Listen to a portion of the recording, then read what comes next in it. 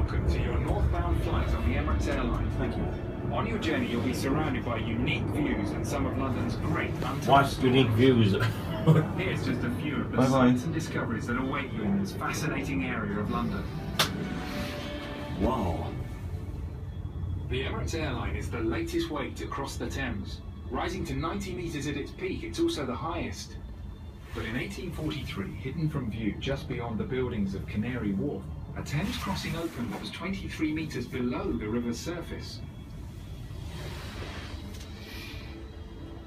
We are now sitting in the grand entrance hall to the eighth wonder of the world. This is Lord King de Brunel's first project. It's the first tunnel under a river anywhere in the world. And today, it is the oldest tunnel in the London Underground. It opened in 1843 as a pedestrian tunnel. Yeah, and you have to remember the idea of walking under a river the size of the Thames is like walking on the moon. And on the first day, there are 50,000 visitors, and the band of the Coltrane Arms played patriotic music. In its day, this was the world's most successful visitor attraction. What Brunel did here, he created a cage for the miners to work in. This is the worst job in the world. They are showered in sewage, but they only work 2-hour shifts. They collapse after 2 hours, and they're carried out, and they're replaced by men who are still breathing. That's pretty much what they do even today. This principle has simply been automated. Brunel had miners, whereas Crossrail have tunnel machines. Brunel had bricklayers. Crossrail has precast concrete sections. This is the birthplace of the tube. Fuck's sake.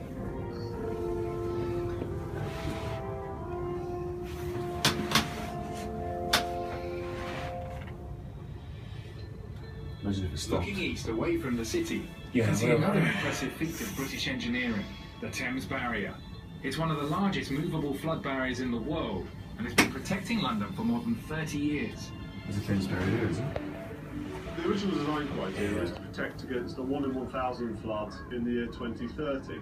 So they used the data they had available and they projected that into the future, and they built extra safety margins in. It looks like that was used last year. 2070. Last year?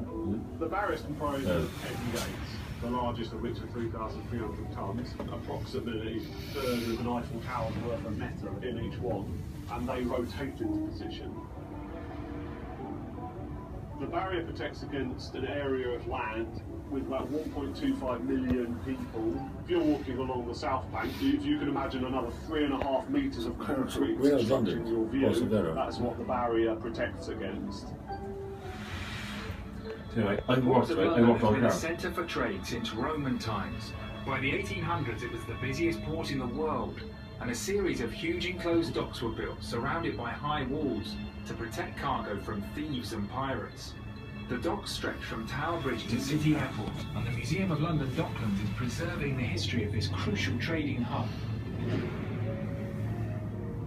The building we're sitting in is built in 1802. When it was built, it was the biggest warehouse in the world.